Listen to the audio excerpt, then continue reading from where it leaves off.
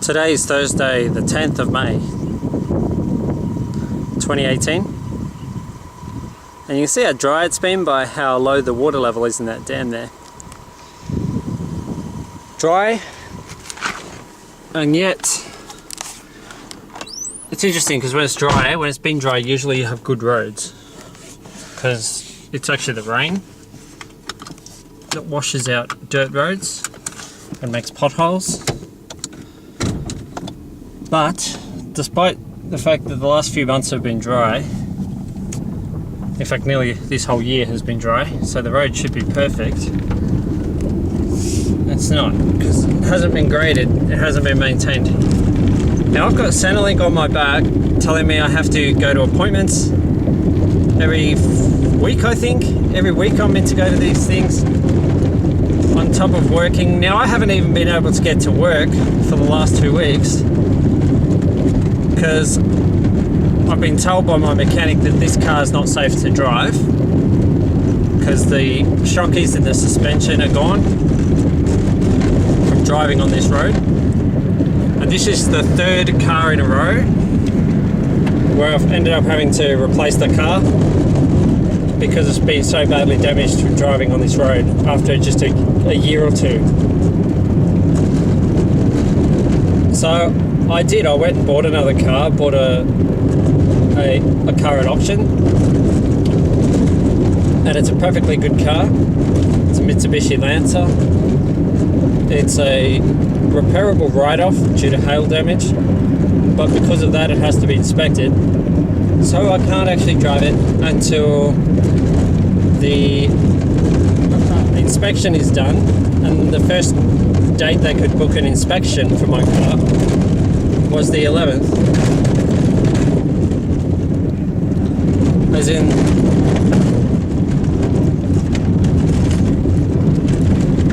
the 11th of May, which is tomorrow, was the first date they could book for an inspection. So I haven't been driving this car because this road, I'm taking it for a drive now just to show you how bad the road is. And like I said, today is Thursday, the 10th of May, 2018. I've already made one video, and I'm making another one, because I never said the date in my last one. But I just want to make it really clear that I'm not making up excuses. We've got a federal government that loves bullying people. And it loves saying we don't need excuse makers. Well, I'm not an excuse maker, guys. I am sick of my money. I am sick of working to have my money go into cars that get wrecked by this road. And this is not a road to nowhere. This is the road that links Borough to Michelego. And I am fed up with it. Why should I have to keep spending thousands and thousands of dollars on cars because you guys can't keep our roads in a decent condition? You want to talk about infrastructure spending, you want to talk about tax rebates, and you want to talk about everything else. We want to talk about lifting the New Start allowance, mate. I'm happy with the little bit of benefits I get from the government when I get them, and when I don't have to jump through a million hoops that involve driving up and down a road like this, which ends up setting me back thousands of dollars. I haven't even been able to go to work the last 2 weeks because I can't drive a car. I've got a car, I can't drive it because I couldn't book in an inspection before the 11th of May, which is tomorrow. Look at the absurdity. This part's sealed and they've got a curb, a nice little pretty curb along this little sealed stretch because they've put a subdivision in there. And then we come onto this, get a load of this. This virtually forces people onto the wrong side of the road when they're coming the other way. It virtually forces you to drive on the wrong side of the road. It's disgusting to let roads get to this.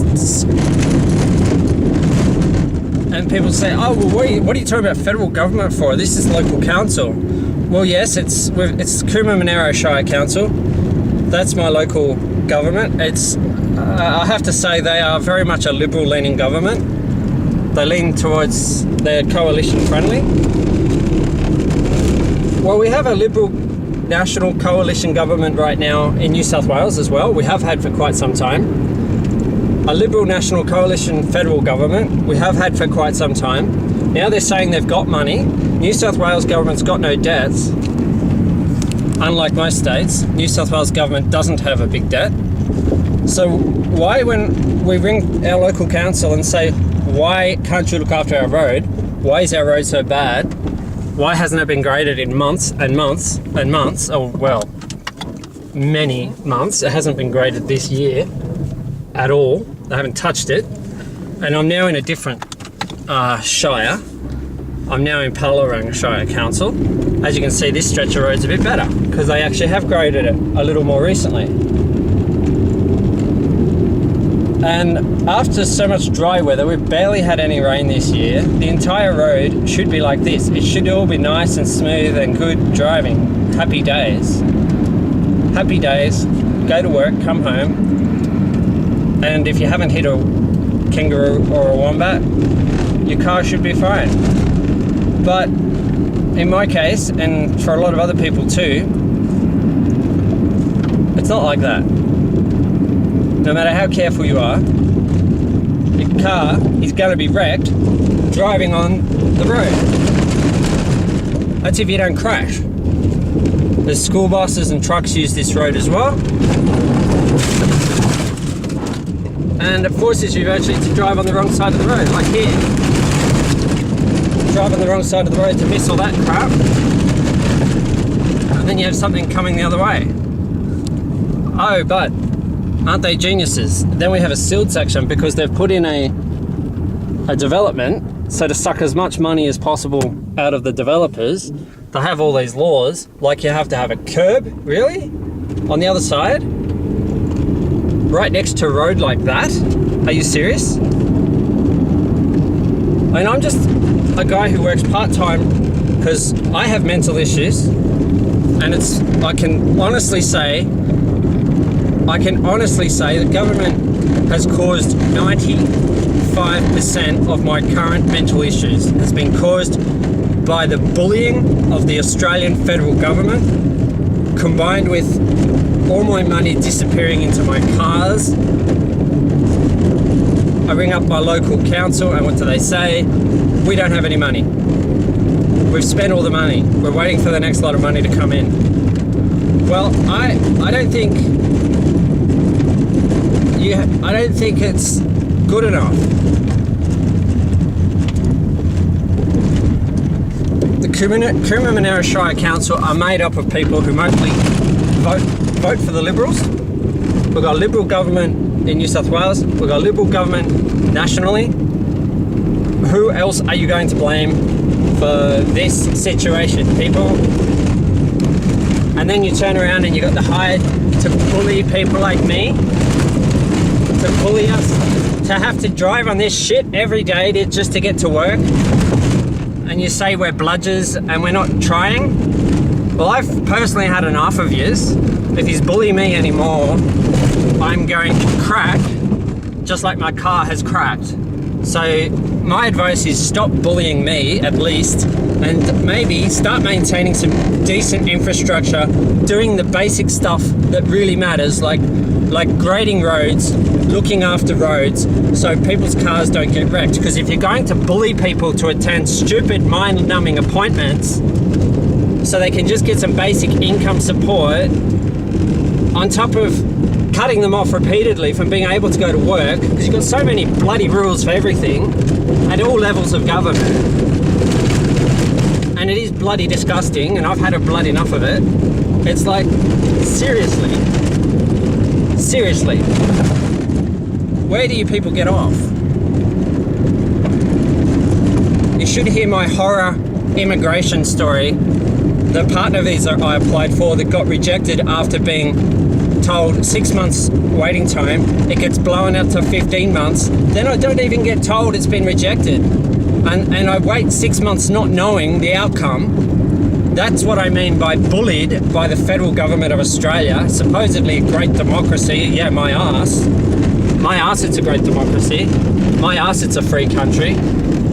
It's a country being run by the worst bullies you could imagine, and Peter Dutton is right up there. And I'm sorry, but I did say, if you bully me anymore, I'm going to retaliate. And part of my, well, the best way to retaliate is to tell the truth. And you need videos, you need evidence of what the bastards are doing. And this is what they're doing. They're, you know, they're destroying people's lives, actually, is what they're doing. And they seem to enjoy doing it. And destroying lives is no exaggeration, because when you force people to drive, well, when you wreck people's cars by not looking after the roads, it means people are driving around in cars that are not roadworthy, they're dangerous. Obviously, a person in my situation, I work in after school care. I don't have the money to put endless amounts of money into repairing cars, repairs that should not even be needed, because you bastards won't maintain the roads. And this goes on and on and on. And if this is how bad the road is during dry times and good times, then I hate to think how it's going to be when the rains come and it's all washed out and full of potholes. And if you're still bullying me to jump through all your hoops by then all I can say is, well, it speaks for itself, basically. It speaks for itself.